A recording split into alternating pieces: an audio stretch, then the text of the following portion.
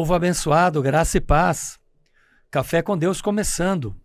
E hoje mais um tema que vai enriquecer o seu conhecimento, que vai abençoar a sua vida e a sua família.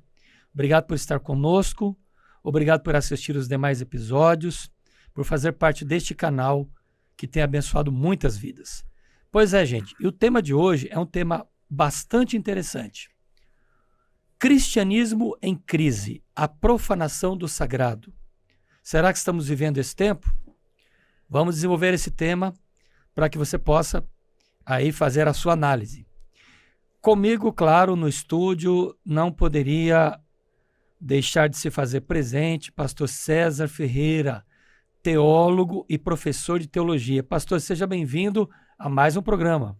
Amém, meu pastor Marcos Rulli.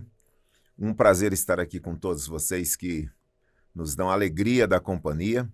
Que Deus nos abençoe e eu tenho certeza que será um momento muito edificante.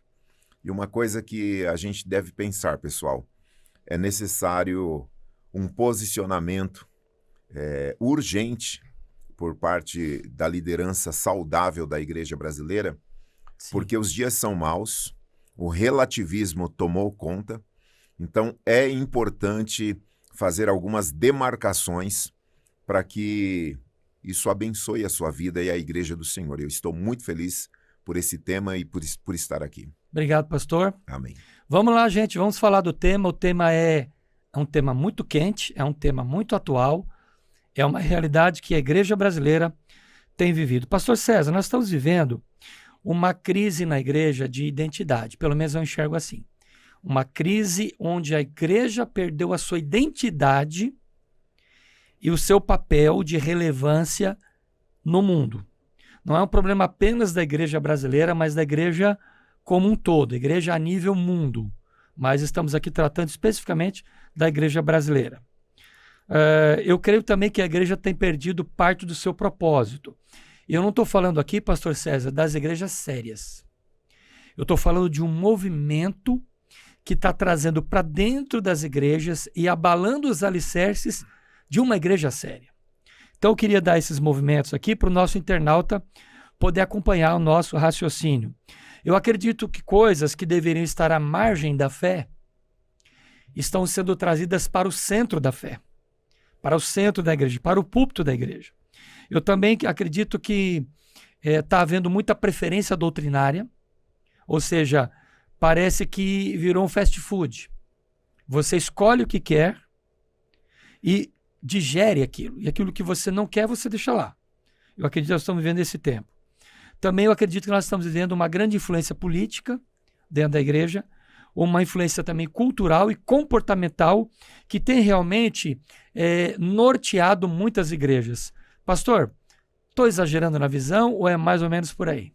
Não é, eu queria que fosse exagero, mas não é exagero. Nós estamos vivendo um momento bastante difícil, porque o que acontece, meu pastor Marcos Rulli? Para o leigo, olhando os números da igreja evangélica brasileira, o leigo, ele de repente fica otimista. E eu não estou... O nosso propósito aqui não é sermos os profetas do caos, não é isso. Mas é mostrar a realidade. Sim. Então, olhando para um volume de igrejas que surgem, de movimentos gigantescos, parece que estamos muito bem, obrigado. Mas quando a gente se aproxima com a lupa das Escrituras, a gente percebe que, fazendo um contraste entre o que as Escrituras revelam como igreja saudável com aquilo que se apresenta, realmente é preocupante. Nós sabemos que a igreja sempre esteve com um alvo nas costas no sentido de ser perseguida, no sentido de ser atacada tanto internamente por falsos pastores e líderes, quanto externamente por perseguições ideológicas políticas, mas hoje há um problema de natureza, eu não sei se eu posso dizer interno, né?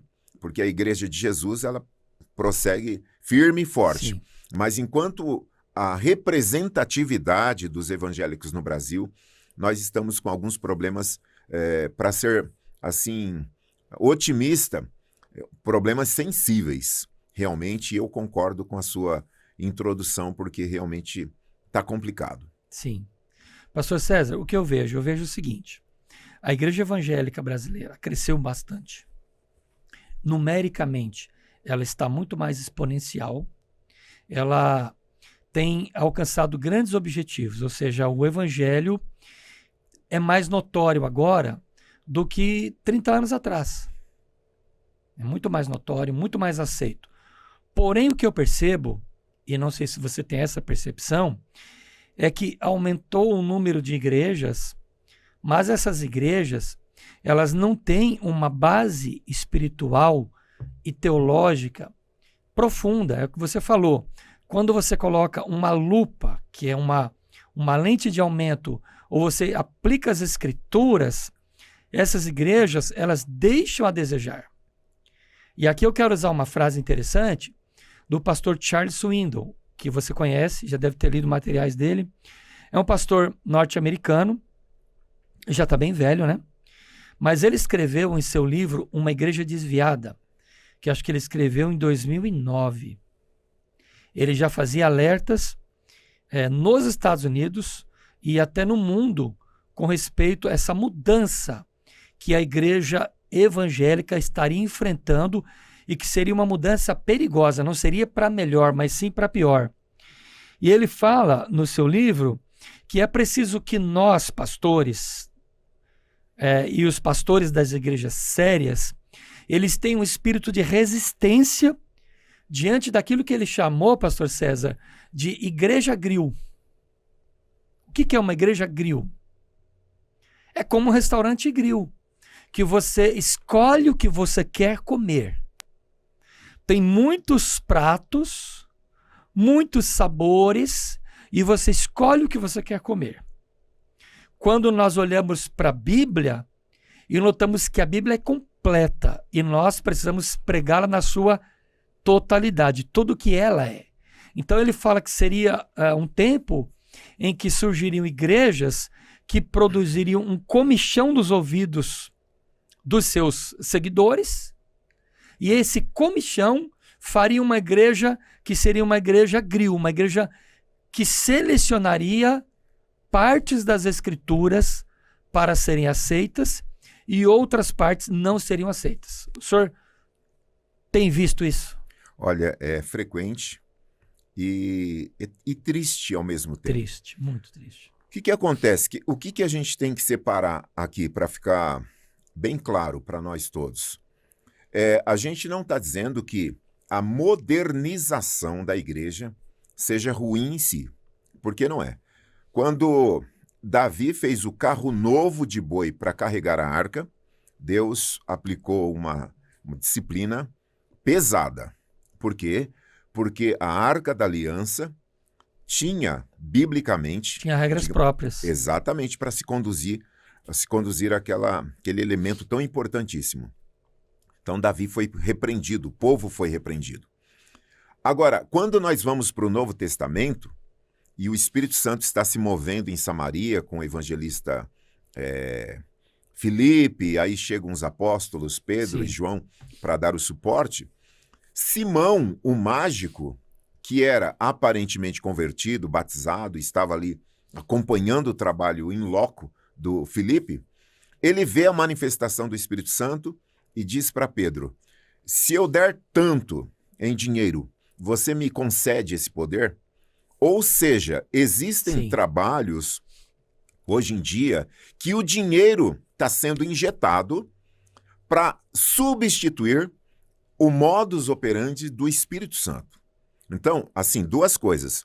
A modernização é importante, mas a grana tem bancado estruturas que funcionam, e alguém disse, não me lembro quem, existem igrejas que se o Espírito Santo sair, continuam trabalhando normalmente.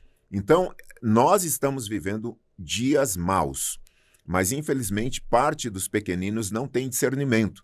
Porque olhando para os movimentos, a gente fica impressionado com uma igreja mais gigantesca que a outra. De novo, o problema não está no tamanho, nem na estrutura, mas espiritualmente e teologicamente, nós vemos que há um despreparo E aí, na época de Martin Luther King, o grande pregador batista que lutou contra o racismo nos Estados Unidos, veja que loucura. A mesma Bíblia que Luther King usava era a mesma que a Ku Klux Klan usava. Então, a Bíblia está nessas igrejas, mas o uso das escrituras é de uma péssima aplicação e o leigo, o pequenino, não tem discernimento para perceber isso. E por isso que programas como esse aqui abençoam demais a Igreja do Senhor. Muito bem colocado. Pastor César, nós vimos no carro, você vinha comentando comigo, e nós falávamos do tema, né?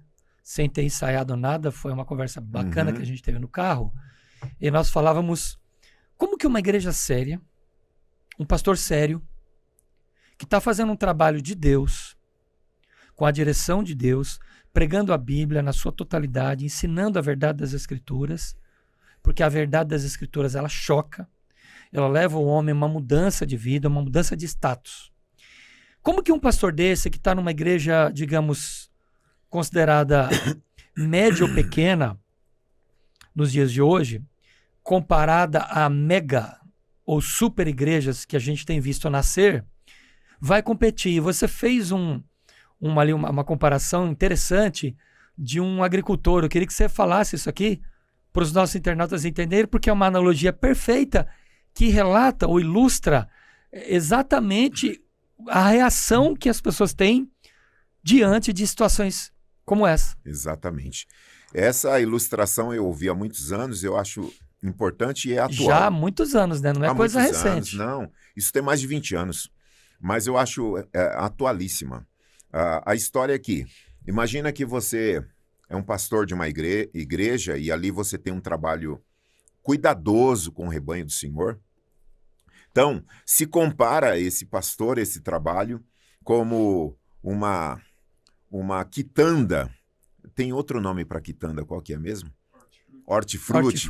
Isso, tem lá. E você está trabalhando com uma horta, plantando e cuidando da sua lavoura pequenina, e você atende uma demanda sem agrotóxico, sem interferência nenhuma que prejudique aquela pequena lavoura, e o pessoal vem comprar ali.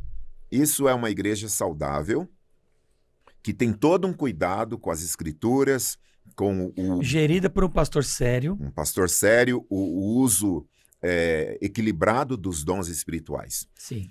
O tempo passa e, de repente, aparece na frente daquela igreja um atacadista poderoso, gigantesco, que compra produtos de todo canto e coloca ali. Um prédio enorme, bonito. Exatamente. Por fora, visível, bem iluminado, grandão, com estacionamento. Frutas desse tamanho produzidas com agrotóxico. Frente à quitanda, em frente à quitanda. Pronto, é questão de pouco tempo e vai quebrar. Vai quebrar aquela a quitanda. Por quê? Porque o trabalho de uma quitanda é um trabalho artesanal. E aqui de novo, não estamos nos opondo ou dizendo que são excludentes. Sim. Ou a igreja é pequena e saudável, ou ela é grande e ruim. Não é isso que a gente está falando. Nós estamos falando de métodos que muitos desses métodos substituem a escritura. Visam apenas a multiplicação do rebanho sem se importar com o processo. Eu estou acompanhando um rapaz que está chegando agora lá com a gente, e ele foi de uma determinada igreja, e ele participou de vários processos desse modelo de crescimento de igreja, e ele me disse assim, semana passada, esse modelo me quebrou, porque eles tiram o couro da gente, porque tem que entregar resultado e tudo mais, adoeceu, não está mais na igreja, está voltando agora. Então, o nosso ponto aqui é perceber que nem tudo que reluz é ouro, e nem tudo que está dando certo é certo, porque tem coisas que dão certo, mas não está certo. Então, é muito importante nós percebermos a diferença de um lugar onde a comida é saudável, o cuidado é artesanal no sentido da Bíblia estar presente, da ação do Espírito Santo, e de um ambiente industrial, onde você não passa de um produto ali e isso realmente é muito perigoso. E visivelmente, pastor César, a gente não vai ser bobo de dizer que não atrai. Atrai. Ah, com certeza. Atrai, interessa o movimento, o crescimento. E interessante a gente notar que muitas vezes essas igrejas, elas acabam crescendo à custa de atrair membros de outras igrejas. A gente tem visto muito isso. Não se cria uma cultura de ganhar almas, se cria uma cultura de ganhar pessoas, de ganhar crentes de outras igrejas. E é inevitável, porque acabam entrando numa onda, uma crista, né? Uma onda de eventos. Não que seja errado fazer evento, Sim. como você disse, é excludente. Mas muitas igrejas, fico aqui com as palavras do pastor Charles Swindoll, não conheço, quem dera ter o prazer de estar com ele um dia, né? Mas eu admiro muito seus estudos, seus ensinos. E ele diz que na nossa cultura, muitas igrejas, e ele fala da cultura americana, depois ele cita a cultura brasileira, porque também fez um estudo aqui. Ele fala que as igrejas sérias, elas estão se contorcendo para permanecer fiel ao objetivo bíblico, tentando inovar em alguma coisa para se atualizar, mas sem descontextualizar as escrituras. E esse é o problema. Para aqueles internautas que estão nos assistindo agora, nós estamos falando sobre a realidade da aplicação da palavra na igreja, né? E nós temos Não temos nada contra igrejas grandes, não, nem médias, não. Exatamente. Não temos nada contra. E nada contra a modernização, claro, que é muito importante. Mas a gente olha aqui dentro desse contexto e a gente consegue fazer um diagnóstico, assim, claro que parcial, dos perfis de crentes que nós temos hoje em dia. E aí você encontra pelo menos 3, né, para ser bem objetivo. Aquele que não quer se comprometer. Então, mega igreja ou eventos assim, bastante gigantesco, interessa a esse membro que ele quer entrar e sair, e ele quer, para esse tipo de perfil, a igreja é um balcão de serviço. Então ele vai lá porque ele quer consumir algo com o menor custo. Então ele não tem vínculo nem como um ofertante, um vínculo de alguém que se solidariza com algum projeto da igreja, enfim. Então, esse tipo de pessoa, para ele, ir numa grande igreja é importante, porque lá ele entra e sai, ninguém vai dar a mínima para ele, e para ele isso é bom, porque ele não quer comprometimento.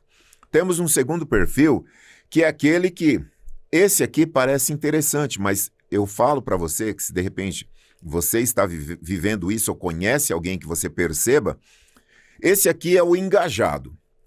Ele parece que é maravilhoso esse perfil, porque nesses movimentos gigantescos, você tem muitas frentes de trabalho.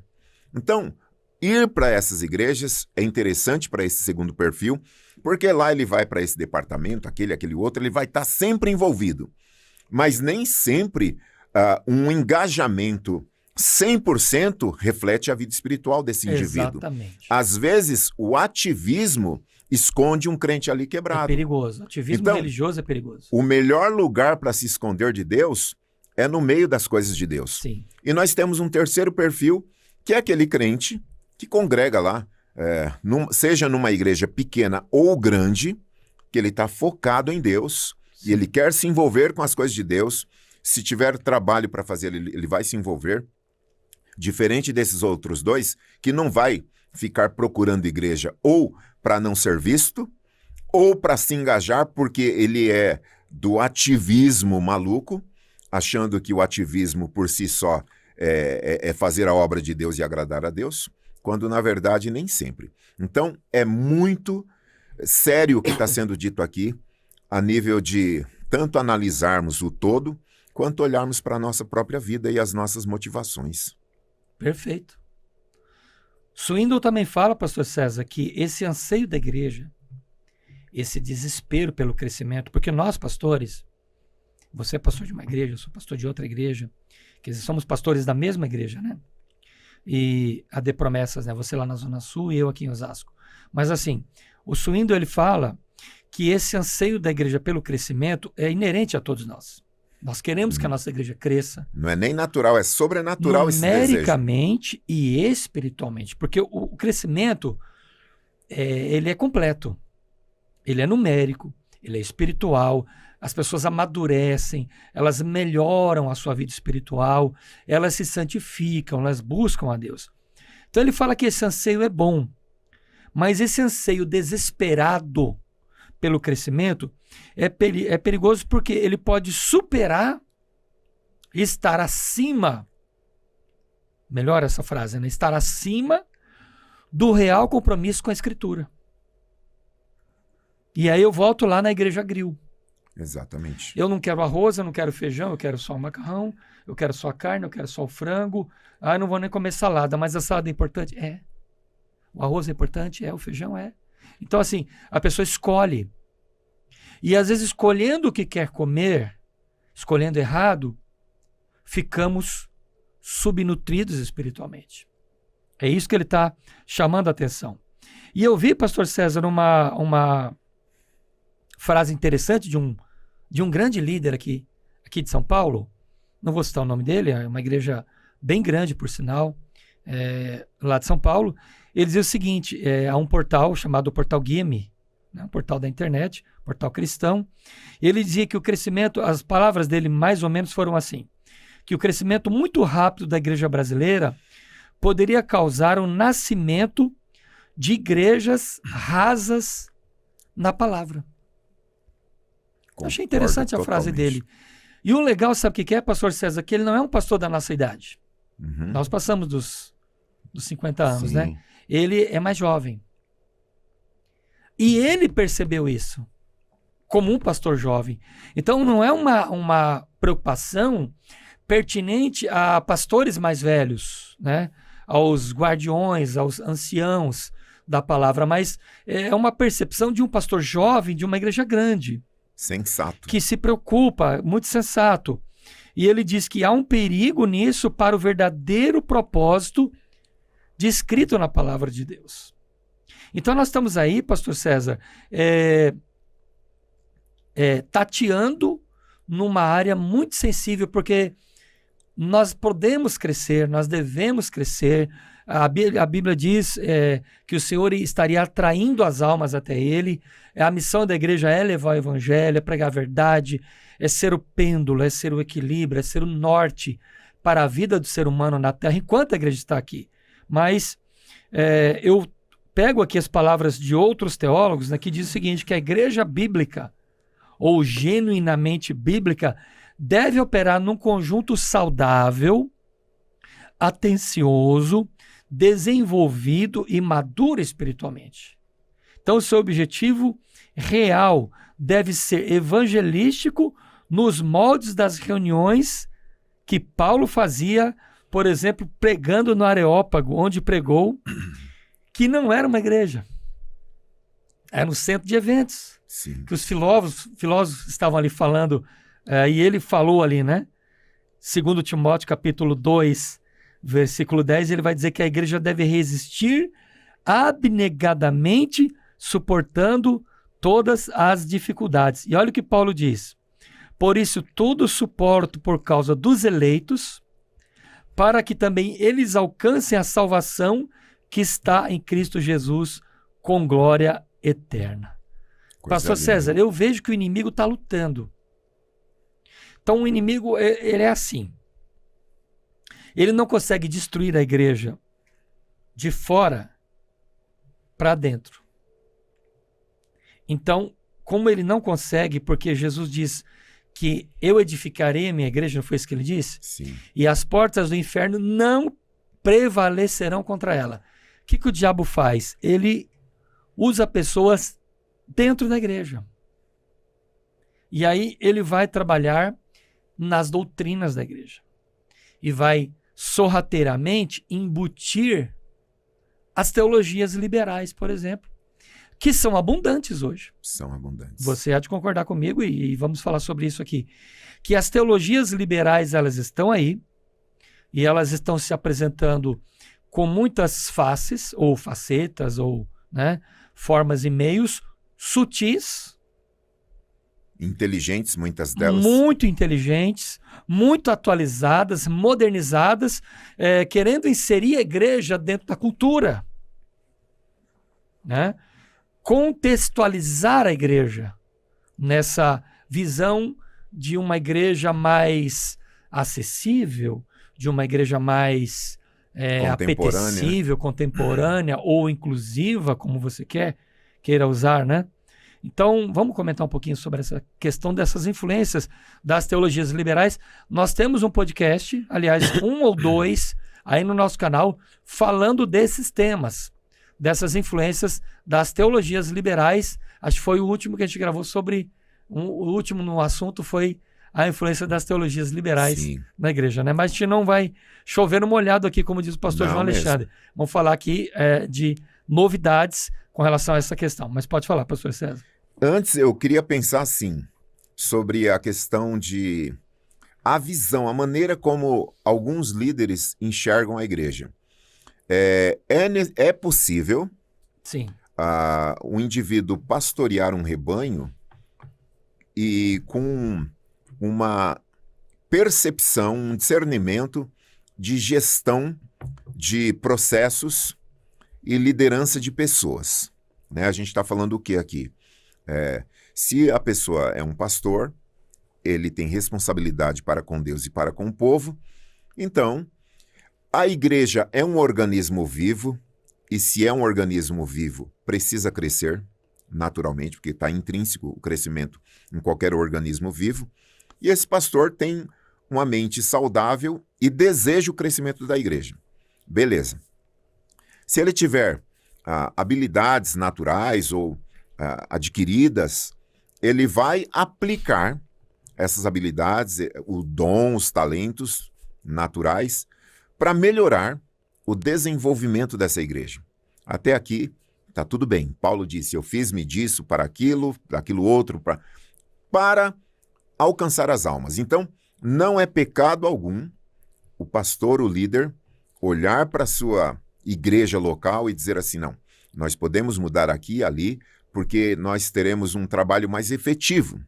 A linguagem vai tocar melhor, isso aqui e tal. Essas interferências não comprometem a qualidade espiritual da igreja. Pelo contrário, de repente até servem ali como adubo, como disse Paulo, né? Ele disse, tudo que eu adquiri para mim foi adubo pelo conhecimento de Jesus. Mas agora a gente tem um outro problema. Existiu, não existe mais, pelo menos até onde eu sei, um tipo de pesca que sempre foi condenado, mas alguns praticavam. Antes desse tipo de pesca, imagine que uma pessoa pesca com vara. Outro com a tarrafa, né? A tarrafa. Isso. Então, quer dizer, são pescas permitidas em temporadas de pescas. Tá lá com a vara. A vara você pega um espécime de cada vez. Durante um dia inteiro você pode pegar lá 5, 10, 15, 20. Isso. Mas uma tarrafa, se você jogar ela bem jogada, em meia hora, você pega 800 a 1.000 peixes. Olha que loucura. Falando aí, pessoal, um pescador Sou mesmo. pescador. De verdade. Isso aí Sou pescador isso é coisa séria. De barranco, de ponte e de barco. Isso Temos barco, né? Terrível. Ele e o pastor João Alexandre, nosso querido pastor. E nós reprovávamos a pesca de tarrafa ou de rede, porque ela é uma pesca extremamente predatória. Você não tem nós que somos, né? Juntos pescávamos como pescadores esportivos, né? Uhum. Então a gente gostava de pegar o peixe e sentir ele puxando ali na vara, aquela briga, aquela luta para sair da água. Isso não tem preço. Imagina. É maravilhoso, né? Então, maravilhoso. A analogia aqui é que existem pastores que pescam com a vara, né? Com todo aquele cuidado. Já temos igrejas... Eu acho que eu sou esse aí. ...que pescam com tarrafa. Tem. Então chegam junto mesmo, uma estratégia de evangelismo e de ajuntamento e de trabalhos, de eventos, e tarrafa mesmo. Juntam num final de semana milhares de pessoas. Existiu em alguns lugares uma pesca totalmente condenada sempre, que era dinamitar alguns trechos do rio onde os pescadores entendiam que podiam pegar peixes, e aí dinamitavam. Claro que é uma estratégia bem elaborada para não destruir os peixes, senão não adiantava nada. E eles colocavam, então, as bananas de dinamite ali e aqui e explodiam. Absurdo. 3 tipos de pesca. Com a vara de pescar é mais lento. Com a tarrafa você pega num final de semana muita gente com uma baita de uma estrutura. Ou dinamitando. Sim. O pessoal que dinamita na igreja, eu estou falando, isso tudo é uma analogia. Eles pensam assim, se nós explodirmos isso aqui tudo, a gente vai ter muitos peixes.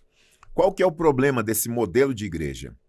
Esse modelo de igreja cria muitos escândalos e acontece que vai comprometer a próxima geração de pescadores. Porque vai chegar um tempo que as pessoas não vão acreditar.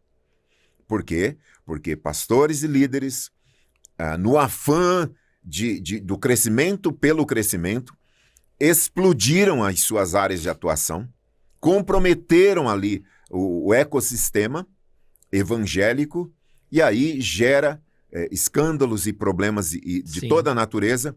Aí você fala, meu Deus do céu, uma grande igreja, uma igreja gigante, mas com lideranças gananciosas, que tinham como objetivo último não glorificar a Deus com os talentos que receberam, mas glorificar a si mesmo. Então, isso é muito perigoso, modelo de gestão.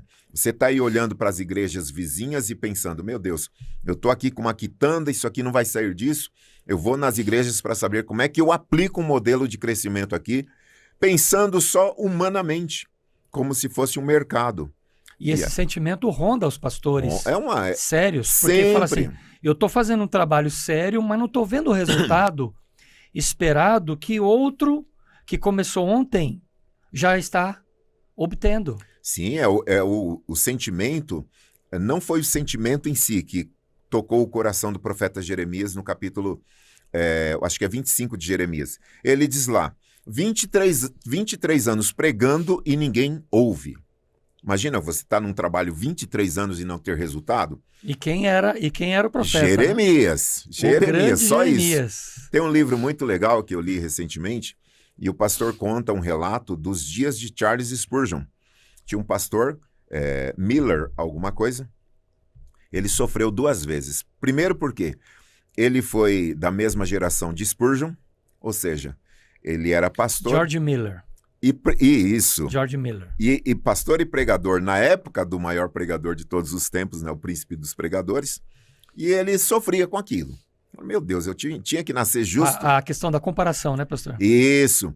E ele sofreu uma outra vez porque tinha um grande avivalista na época que arrebanhava muitas pessoas. E em eventos que os dois falavam, quando esse primeiro pastor pregava, a multidão ficava. Quando ele entrava para falar, o auditório se esvaziava.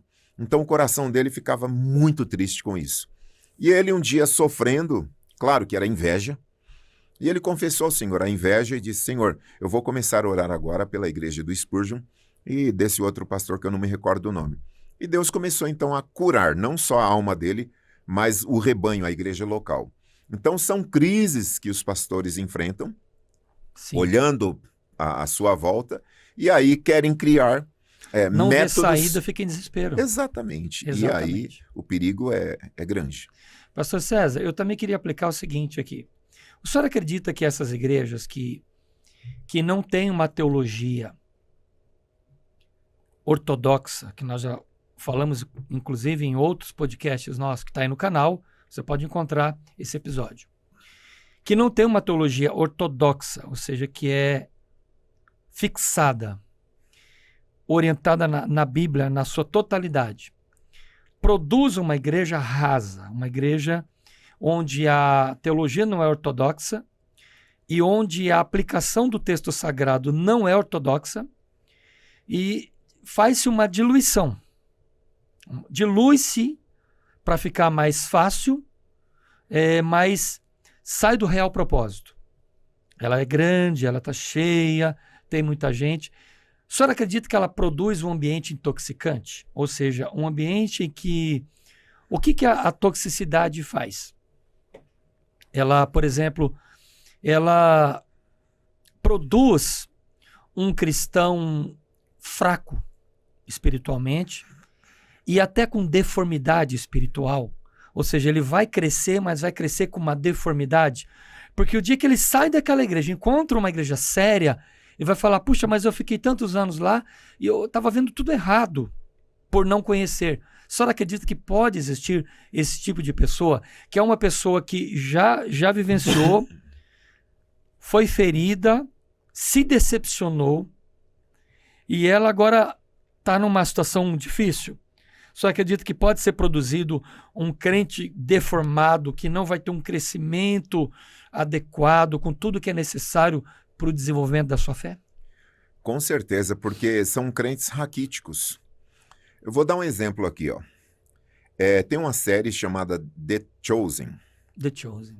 Muita gente conhece, é aclamada aí no Ocidente. Um impressionante sucesso que essa série faz. E um pouquinho da história dela diz que os produtores não tinham nem recurso para tanto e também se surpreenderam com o sucesso. Agora, o que me chama a atenção, meu pastor Marcos Rulli, por que eu estou falando dessa série? Porque é muito simples você analisar. Quando um Jesus, né, que é o Jesus do The Chosen, ele é admirado por mormons, católicos, evangélicos, cristãos progressistas. Quando um Jesus consegue a convergência de grupos, em muitos casos diametralmente opostos, é para se pensar o que está acontecendo aqui. Você está fazendo uma crítica para o filme, né? Totalmente. Como que um Jesus palatável daquele, um Jesus... Eu não assisti. Eu assisti só um episódio e fui estudar para analisar. Você percebeu uma sutileza? Não. Assisti um episódio e outros assim, esporadicamente. Mas o ponto aqui é que o que eu tenho ouvido, isso que eu estou dizendo... Então ela não está totalmente errada. Não está mas ela é sutil. Não, mas tem vários pontos lá que são... Primeiro, é uma ficção. Então, vamos deixar porque é uma ficção. E ficção é uma obra aberta. Exatamente. Sem problema nenhum. Então, a gente não está entrando nesse mérito. Mas o meu ponto é que gente perto de mim estão admiradas com esse Jesus, como ele é maravilhoso, como ele é lindo, maravilhoso. E aí eu ouço depoimentos de pessoas que são católicas ou mormons, ou de outras naturezas doutrinárias, que você fala, como que um Jesus conseguiu convergir pensamentos tão diferentes? Seitas e heresias. Então, na minha pobre percepção, é que esse Jesus é doce demais. Por isso que agradou todo mundo. Então, um pastor raso, um líder sem repertório, sem cuidado com as escrituras... Uma base teológica profunda. Sim, vai gerar crentes capengas, naturalmente. Por quê? Deformados. Raquíticos. Mancos. Raquíticos, que não vão suportar. E aí tem uma crítica, né? Duas, em Hebreus e em 1 de Coríntios.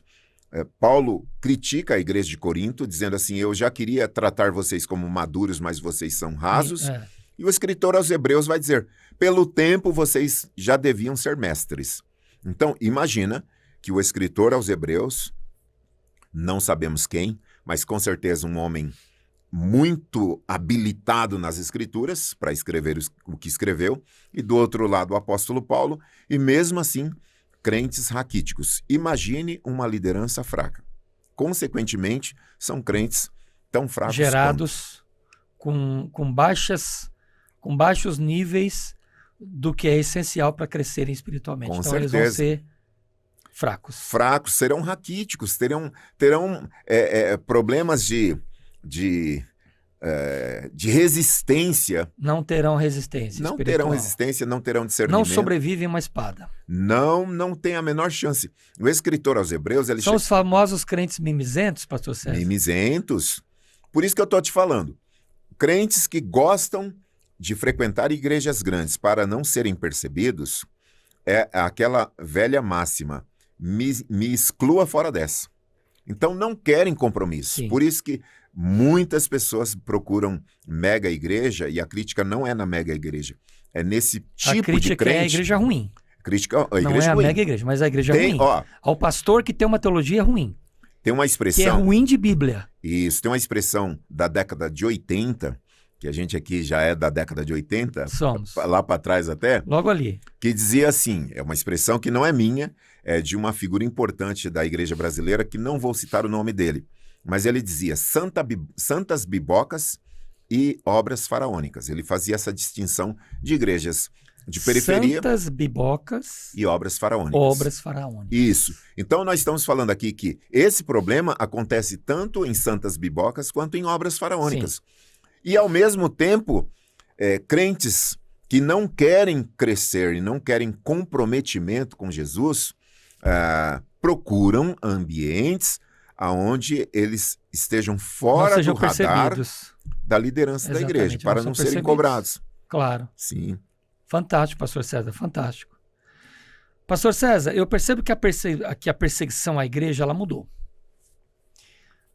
Lá em Atos, a perseguição foi morte, surgiram os mártires e a igreja não pôde ser aberta. E em alguns lugares a igreja foi fechada, em outros tempos. O que eu percebo hoje, pastor César, e o nosso internauta vai concordar comigo, é que hoje o inimigo entrou na igreja para sabotar ela de dentro para fora. Exatamente.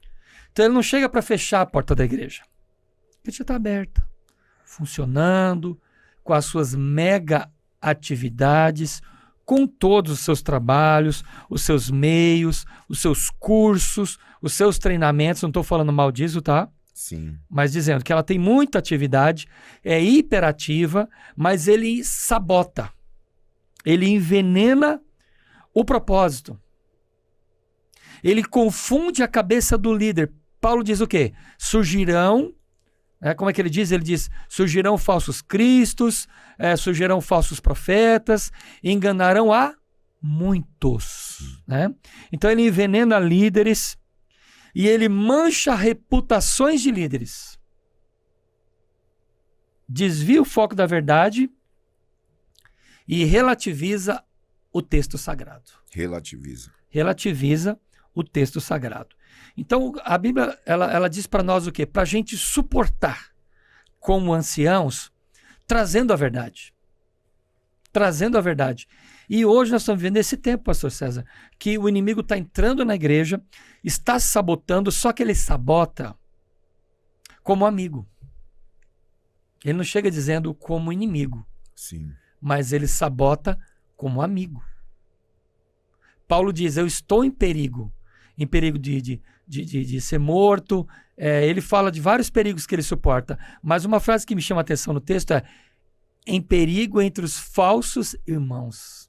Exatamente. Paulo fala disso. Então, a igreja de hoje, ela precisa ser vigilante para que ela não seja sabotada. Pastor querido, homem, mulher de Deus, você que está à frente de uma igreja que talvez está nos assistindo nesse podcast, verifique se não está tendo sabotagem. Qual o conteúdo que você está trazendo para dentro da tua igreja? Nós podemos ter cursos na igreja. Trazer cursos, trazer estratégias. Nós não estamos indo contra, não é isso, pastor? Não estamos indo contra isso.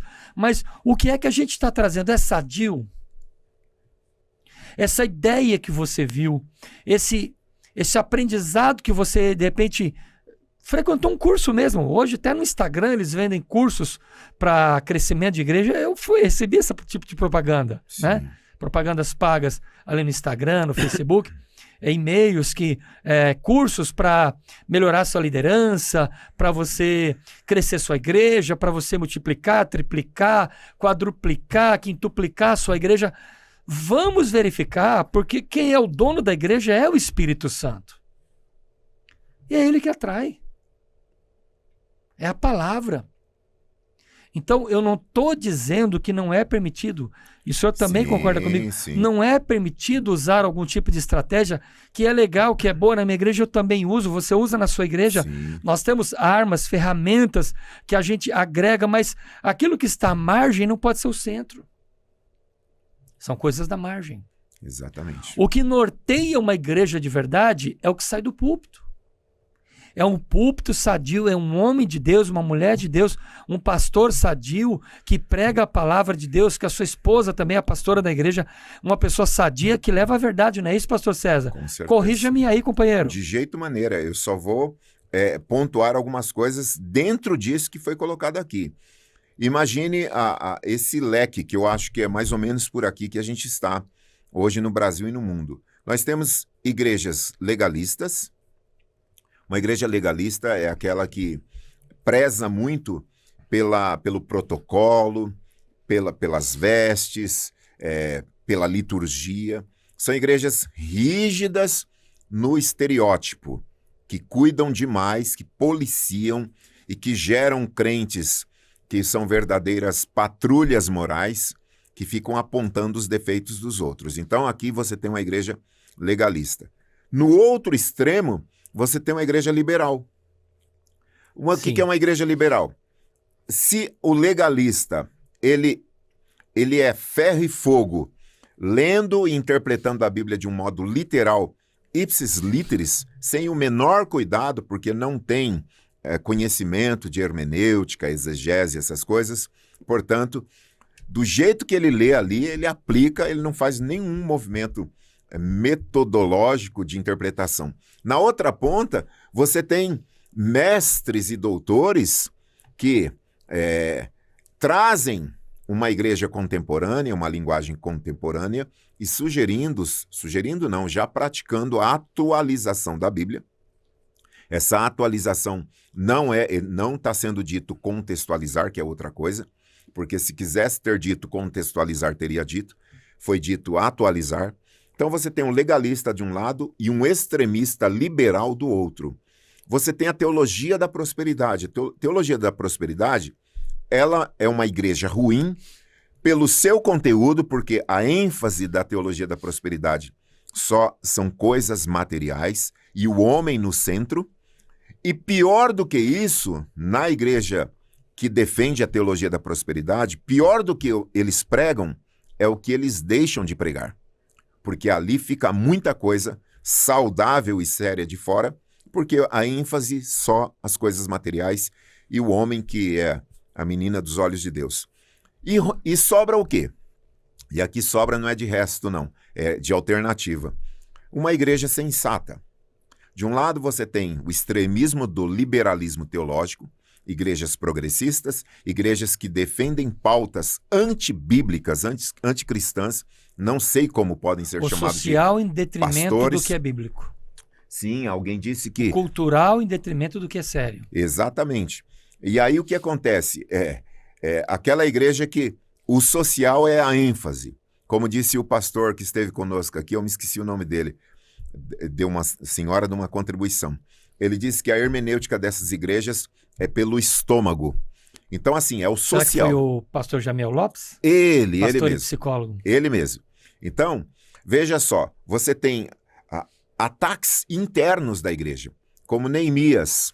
Neemias enfrentou na reforma dos muros os inimigos externos, Sanbalat e Tobias, mas quando chega no capítulo 5 de Neemias, explode uma bomba dentro dos muros, dos ricos oprimindo os pobres. Sim. E Neemias tem a obra paralisada para acudir uma demanda interna. Paulo diz, na grande reunião ministerial de Atos 20, falando para pastores e líderes, ele diz assim, depois da minha partida, surgirão muitos falsos profetas e no meio de vocês mesmos se levantarão, ou seja, vem de fora e de dentro. E nós estamos, historicamente, a sabotagem sendo atacados, interna da igreja. Tanto de fora quanto de dentro. Agora de dentro tem sido pesado. E o pior mesmo. Que de dentro, pastor César, são pastores que estão com a gente. Muitas vezes estão com a gente. Sim.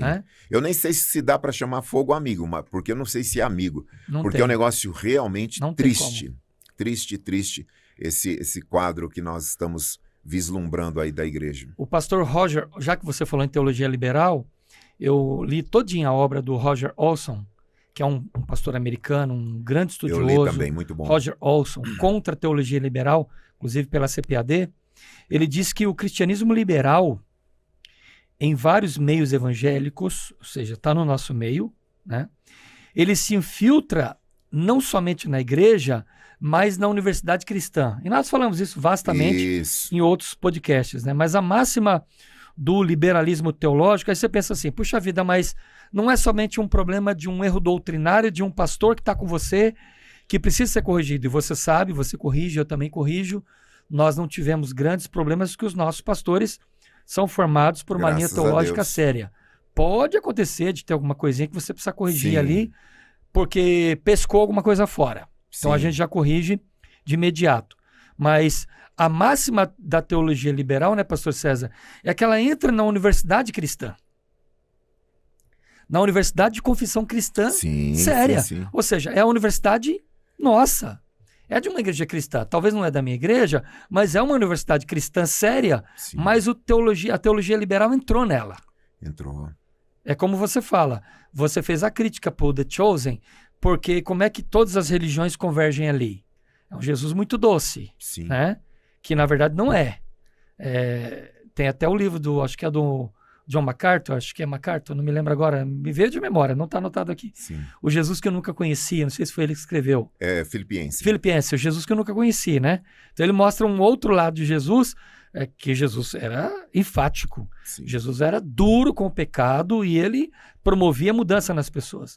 Mas a máxima do liberalismo teológico é essa, pastor César, você sabe disso. Em cada era, a visão de Deus precisa ser reavaliada. Tá entre aspas, tá, gente? Entre aspas. E reconcebida à luz de nossas melhores visões a respeito do mundo. Ou seja, essa é a máxima da teologia liberal, que é trazida para dentro da igreja, né? E essa é a máxima que nós estamos enfrentando agora. Então ela enfatiza que o conceito cristão de Deus precisa ser coerente com o restante do conhecimento moderno, quando na verdade não é. É isso aí. Então é isso que nós, pastores sérios, de uma teologia séria, estamos enfrentando. E, gente, o que é interessante é eu frisar aqui que a teologia liberal, ela tem uma roupagem bonita. Ela é. Muito bem disfarçada, pastor César, porque o teólogo liberal, às vezes ele é nosso amigo. E aparentemente a mensagem dele é tão boa quanto a nossa. Sim. Ela é séria e na visão dele também é profunda. Só que ela está envenenada. Ela está intoxicando. Então ela vai produzir uma geração de crentes que lá na frente vão ter problema, porque eles estão crescendo sem todos os nutrientes que são precisos para que ele tenha um crescimento adequado, pastor César. Exatamente. Quer pontuar? Na época que eu fiz seminário, falando de hermenêutica, nos ensinavam que um dos meios da aplicação hermenêutica, exegese, é você estudar a mente do autor. Então, você vai para Paulo e tenta pesquisar a cultura Sim. do Paulo, a formação Sim. do Paulo, o contexto do Paulo e tal. E aí você traz o que você entendeu do Paulo para dentro do texto e analisa. Sim. Então, veja, tem um meio de se fazer hermenêutica. Isso aí, eu estou há mais de 32 anos atrás, quando eu passei pelo seminário. Analisa a mente do autor. Beleza. Segundo método de exegese ou de hermenêutica, o texto. Esquece a mente do autor. Fica só com o texto. Analisa o texto, o contexto e faça a sua exegese. Terceiro método de se fazer hermenêutica é você o centro da leitura. Então não é a mente do Paulo e nem a 1 de Coríntios. Eu vou olhar para o texto e dizer o que o texto... Traz o hedonismo para dentro da interpretação bíblica. Eu sou... Bem-estar do ser humano. Eu sou o meio pela Sim. qual eu vou descobrir esse texto aqui. Bacana. Agora existe um quarto que é pior do que esse. O que os liberais fazem? Eles ouvem as demandas da sociedade e falam, então nós vamos fazer uma interpretação à luz do que vocês estão se queixando. Nós vamos atender vocês. E aí leem o texto e entregam exatamente aquilo que as pessoas querem. Ou seja, se antes a gente procurava com cuidado estudar Paulo, Pedro, Cristo lá no seu contexto, depois olhar para o texto e deixar o texto falar, uma hermenêutica séria e responsável, hoje não. Os liberais ouvem o clamor da sociedade, as demandas, as contingências de cada coisa mais maluca que aparece, e aí dizem assim, não, nós vamos fazer uma igreja que atenda às demandas de vocês. E aí, queridos, fica fácil. Por isso que Paulo disse que nos últimos dias surgiriam falsos doutores. Normalmente, os liberais, eles têm academicismo, porque para ser liberal você precisa ter academia, senão não fica bem você ser um pastor liberal e não ter uma boa formação em ciências da religião, ou da teologia, ou da filosofia, que é coisa importante também, nós sabemos Sim. disso, e nós aqui temos Sim. as nossas formações, Sim. mas para dizer que você não encontra um pastor, um líder que não tenha uma formação se dizendo liberal. E aí que tá, é isso, uma das coisas que impressiona o leigo. Ele chega lá e fala assim, mas meu pastor, ele é formado na Alemanha, ele estudou na Holanda, e ótimo, amém por isso. Mas a questão é o quanto das escrituras de fato... Qual é a esse raiz sujeito- do ensino dele? Isso, porque quando Jesus foi confrontado pelo diabo as 3 vezes, ali de Mateus 4, né, teve outras vezes, mas essa Sim. situação, ele disse, está escrito, Está escrito. está escrito, está escrito. Ele não disse, eu acho que, não é isso. Sim. Tem um vídeo, meu pastor, que surgiu aí recentemente, de um pastor importante aqui de São Paulo, que ele coloca toda a paixão visceral dele, dizendo que ele não concorda com um Deus que faz isso, aquilo outro, tal. E eu ouvindo aquilo, eu falei, meu Deus do céu. E ele fala num determinado momento, a minha crise acerca desse Deus surgiu disso e disso. Então, de novo, a interpretação que ele está dando não é a partir do texto, mas a partir da crise. É o que eu estou falando, os teólogos liberais, eles entram em crises A mesma existenciais. interpretação que um rabino da segunda maior religião do mundo, o rabino do judaísmo, Kushner, no podcast que nós gravamos, Onde está Deus quando a tragédia chega. Exatamente. Ele interpreta Deus a partir de uma situação que ele viveu nele, Sim. com a família dele, porque o filho dele nasceu com a doença da progéria, Isso. que a criança nasce e começa o processo de envelhecimento imediatamente.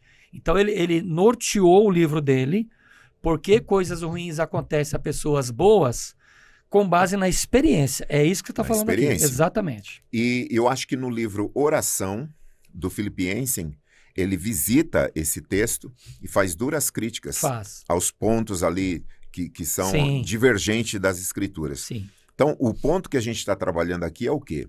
Que existem teologias que nascem a partir da dor.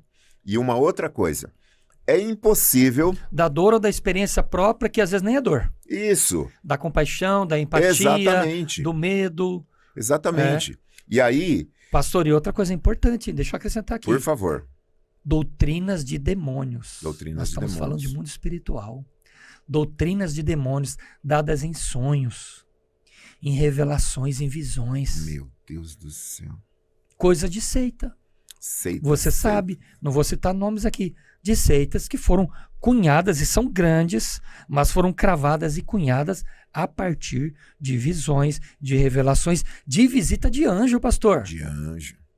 É uma coisa Misericórdia, o maluca. negócio é muito... É uma coisa maluca. É terrível. Maluca. E esses são aqueles que pescam por implosões. Ou seja, não Sim. estão nem aí para a responsabilidade com o texto bíblico.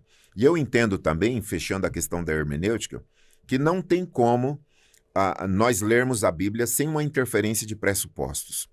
Por exemplo, a pessoa que congrega, vou citar aqui com carinho, que congrega na Deus e Amor, lê e interpreta a Bíblia a partir da Deus e Amor. Então vai fazer toda a exegese dele, ou a hermenêutica, a partir daquele tipo de congregação. Sim. Quem é, por exemplo, presbiteriano, vai fazer a sua hermenêutica a partir da teologia reformada. Quem é pentecostal, a partir desse ponto de vista. Essas questões são naturais na teologia. Nós não estamos falando E de até heresia. nem divergem tanto. Não estamos falando de... O problema é o Sim, liberalismo. Porque esses pontos que eu estou citando, no núcleo duro da fé, convergem. Convergem, Convergem. exatamente. A gente está falando de questões aqui secundárias mesmo, assim, ao extremo.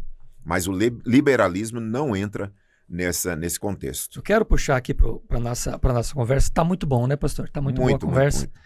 Internauta, você está ganhando com isso tudo, viu? William Cunningham, ele disse o seguinte, e faz muito tempo que ele disse isso.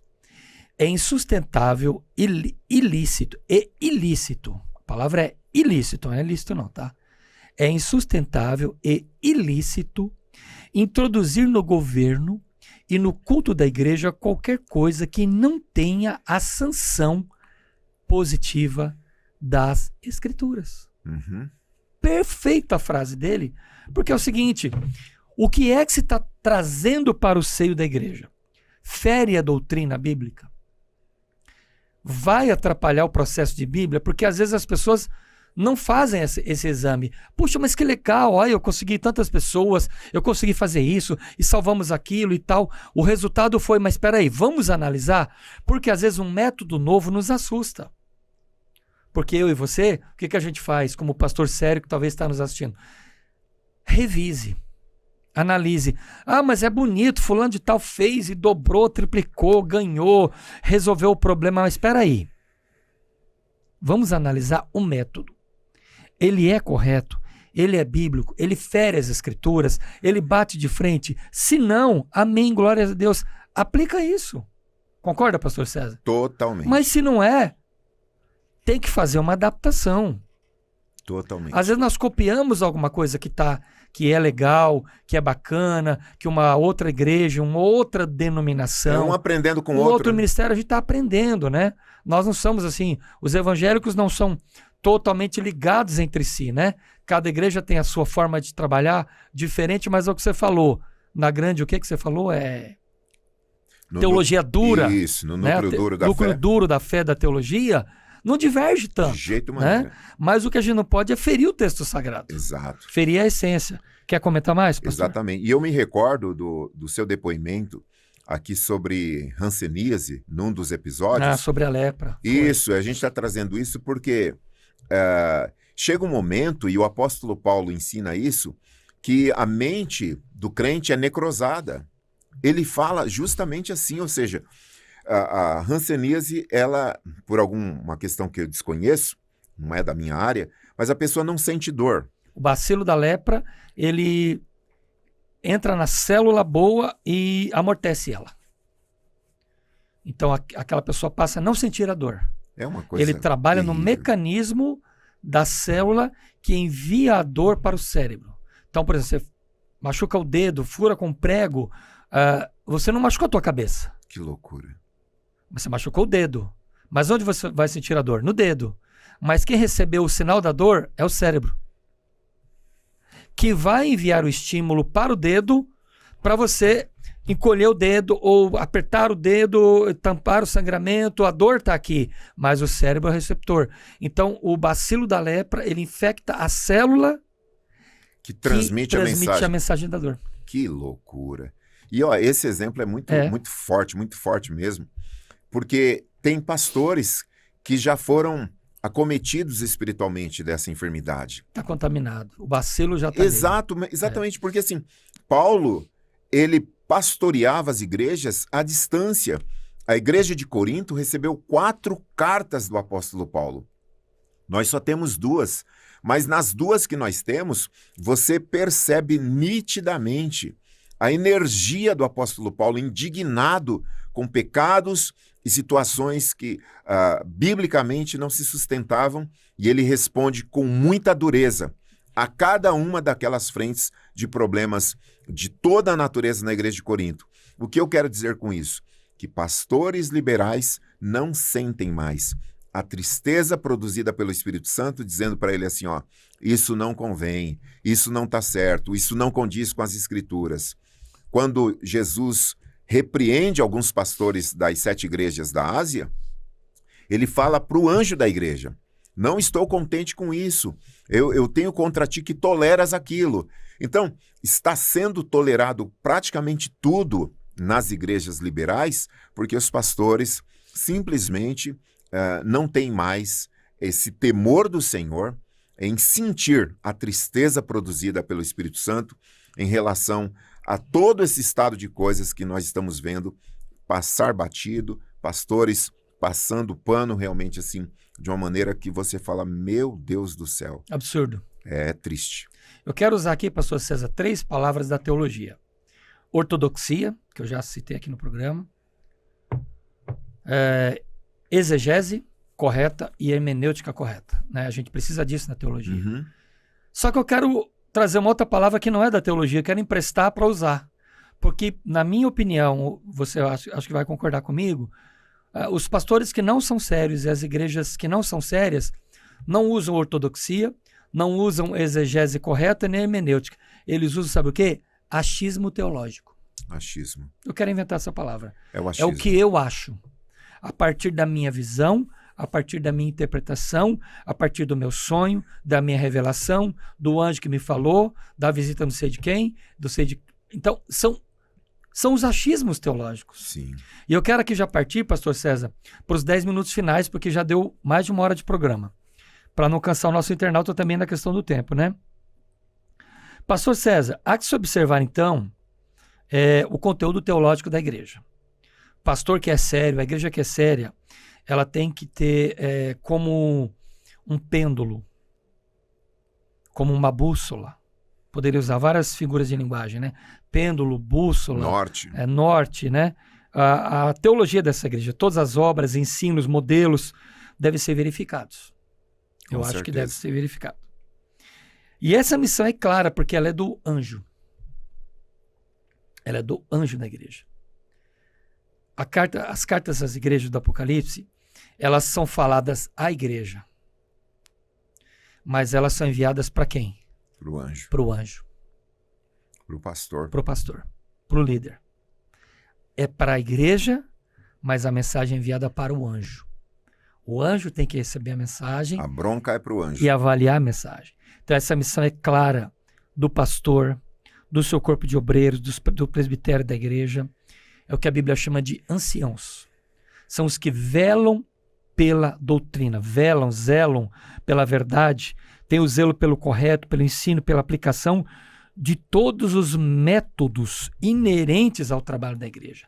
Seja no púlpito, sadio no domingo, durante a semana, no louvor, naquilo que é ministrado no louvor, nos cânticos espirituais da igreja, cânticos congregacionais, escolinha de criança, escolinha de adolescente, cultos de jovens, não é isso, pastor César? Com certeza. Fala um pouquinho para a gente sobre essa questão também. Esses tempos Partindo para as finalizações, pastor César. Esses tempos um pastor amigo meu, muito querido, a gente conversando, ele dizendo que a liderança do louvor da igreja acompanhou uma situação de um dos músicos, dos membros lá, e tratou de uma maneira que ele discordou.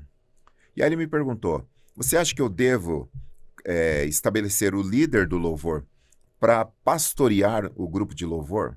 Eu disse de modo nenhum.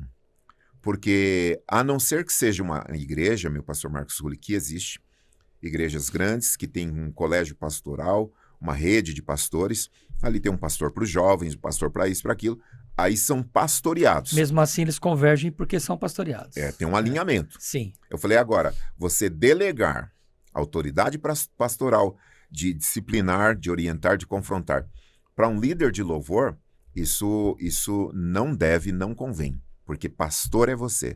Porque quando chegar diante do Senhor, ele não vai falar assim, ó, qual dos dois é o pastor aí? É você ou é esse músico?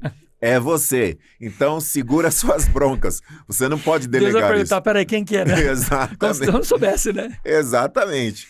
Então, não tem... É o anjo da igreja realmente o responsável. Você é terrível. É a Bíblia que é terrível. Você vai no cerne. É isso, então... Quem que é? Peraí. Exato. Eu sou da igreja tal, eu fui da igreja tal. Peraí, quem que é? Qual dos dois? É você ou é a profeta da igreja? É verdade, é verdade. É o anjo da igreja, coisa séria. A palavra é muito séria, porque há um objetivo, né? Sim. Há uma cobrança específica. Então, pastor César... O senhor falou, pode no nosso caminho também, vindo para cá, comentou de uma experiência que o senhor soube de uma igreja que tem uma maneira de cultuar que é bem... diferente. Peculiar. Eu falei, rapaz, que coisa. Me comentaram, não tive lá para saber, sim, né? sim. Mas eu acredito que é exatamente dessa forma, né? Em que a pessoa estava lá na igreja e durante o culto ela escutava o barulho das latinhas de refrigerante sendo abertas na cadeira do lado e nas cadeiras de trás e da frente. Durante o culto. Durante o culto. E havia fila para comprar pipoca. É isso, então. E havia pacotes de pipoca do ambiente de culto. Pastor, eu não sei se eu estou desatualizado demais. Estamos. ou se eu tô ficando velho, mas eu acho que, pastor, comenta você. É uma coisa perigosa isso, pessoal. Perigoso demais. Porque assim, a gente tem que tomar cuidado em não perder... Eu quero acrescentar. Posso acrescentar? Por favor. O programa é meu, né? Por favor. O programa... Pastor, foi engraçado. Mas assim, eu quero acrescentar que eu tive numa outra igreja, essa eu tive, né? Estive lá. E no meio do culto, uma igreja grande, uma igreja americana, inclusive. Grande igreja americana. Nessa igreja, as pessoas estavam com copos de café. Copos grandes de café. Cultura americana, né? Sim. Dentro do culto. Então, assim, eu acho que... Eu não estou exagerando, pastor. Eu acho que a gente tem que ter um pouco de cuidado. Porque a Bíblia diz que quando você entrar na casa de Deus, guarda o teu pé. Sim. Mas pode comentar. Então, assim, o problema que eu acho é a gente não confundir uma experiência sensorial e cognitiva com uma experiência espiritual. Sim. Qual que é a diferença no meu entendimento? Se você ou eu assistirmos um bom filme que nos faça chorar, a gente chora. Ouvir um bom espetáculo de música pode tocar o nosso coração e a gente chora. Sim. E não tem nada a ver com Deus. Deus nos constituiu seres emocionais. Aí você vai para uma igreja que tem uma produção, assim, Sim. hollywoodiana, Sim. e que provoca sensações gostosas, Sim. tanto cognitiva quanto sensorialmente falando, e você se confunde, acha que teve uma experiência com Deus e de repente não foi com Deus, foi só a sua emoção, foi uma adrenalina, dopamina, por ouvir um sonsaço, um louvorzaço. Eu ouvi uma outra palavra bem legal, bem atualizada, favor. Pastor. Eu ouvi uma determinada igreja também americana que dizia o seguinte: no nosso ambiente é imersivo. Imersivo. Sim. Você tem uma interação na nossa igreja com as telas. Várias telas. Isso. É isso. É pecado? Não. Não acho que seja pecado, mas peraí. Eu fui tocado pelo Espírito Santo, por Deus, pela palavra, ou o ambiente imersivo da igreja? Pastor, desculpa. Essas nuances que a gente está trabalhando aqui. Exatamente. Porque são coisas muito peculiares, muito peculiares. Então, assim, a Bíblia diz que... a Bíblia não diz que o dinheiro é a raiz de toda a espécie de males. Ele fala que é o amor. É o amor. Então, a gente está falando aqui com muito cuidado, porque para não confundir. E uma igreja chamada Eleven Church... a pronúncia, eu acho, na sua boca. Elevation. Sabia que ia sair direito ali. Norte-americana. Na Páscoa, o que eles fizeram? Tive algumas lá nos Estados Unidos. É mesmo? Para conhecer como elas funcionavam. Olha só. Tive numa grande igreja, uma igreja bem grandona lá, uma igreja que foi, inclusive, um jogador de basquete muito rico, ganhou muito dinheiro na NBA, ele saiu, ele não é desses nomes mais conhecidos, mas ganhou muito dinheiro na NBA, né? E ele fundou um ministério que tem escola em tempo integral, trabalho de criança, trabalho com drogas. Eu estive nessa igreja, uma igreja muito grande, que fica na cidade de San Diego, chama The Rock Church, uma igreja muito grande. Mas o culto foi muito bom, louvor muito bom. Eu não vi, não tenho ciência de eu não vi cantina, eu não vi povo entrando com pipoca, com refrigerante, não. Eu vi uma igreja muito séria, com um controle muito sério e uma palavra muito boa. Uma palavra... eu sou pentecostal, você também é, nós somos pentecostais. Eu me considero um pentecostal clássico. Sim. Não neo. Pelo amor de Deus, não tem nada a ver uma coisa com a outra. Clássico, né? Cuidadoso, né? Observador. E essa igreja não era uma igreja tradicional, mas uma igreja pentecostal, mas assim, muito parecida com a nossa igreja. Sim. Muito parecida. A palavra não era, assim, com aquela motivação toda, porque os americanos não têm muito disso, né? Eu estive numa igreja, digamos assim, um meio termo entre o pentecostal e o tradicional, mas muito boa. Então, foi uma igreja que eu tive uma boa experiência. Uma palavra muito boa. Eu tenho um pouco de inglês, não entendi tudo que foi pregado, mas entendi boa parte com o inglês que eu tenho, mas assim, foi muito legal. Mas eu estou dizendo assim, quando o ambiente da igreja, ele precisa ter um certo tipo de cuidado, pastor. Sim, né? Exatamente. Mas pode continuar. Mas numa dessas igrejas aí, que eu não me recordo qual... Elevation Church, que isso, você falou. Na Páscoa, eles decidiram não cantar e não pregar sobre cruz, sobre inferno, sobre morte, porque, segundo eles, é muito pesado. Então, tem algumas críticas teológicas a algumas canções dessa igreja, assim como a Hillsong também tem algumas críticas em relação à teologia, e Sim. também alguns testemunhos esquisitos que... Foi de notoriedade pública, né? Exatamente. Então, para dizer assim, pessoal, que você, de repente, vai numa grande igreja, você não vai lá dizer assim, meu Deus, eu ouvi que é perigoso. Não é, o perigo não é está isso. em grande igreja, Sim. em pequena igreja, mas sim em algumas nuances para que você não perca o foco do culto. O culto nunca será prestado para o pastor, é para Deus.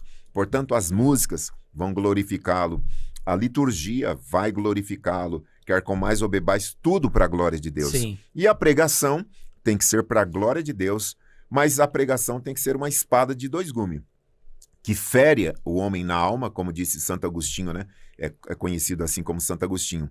O Senhor me feriu. Então, quando o Senhor nos fere na alma, a gente nasce de novo. Sim. Então, a palavra precisa ferir o nosso ego, ferir o nosso pecado. Aí você vai numa igreja que ficam massageando o seu ego e dizendo que você Totalmente é hedonista. o centro do universo. Aí, querido, é o fim dos tempos.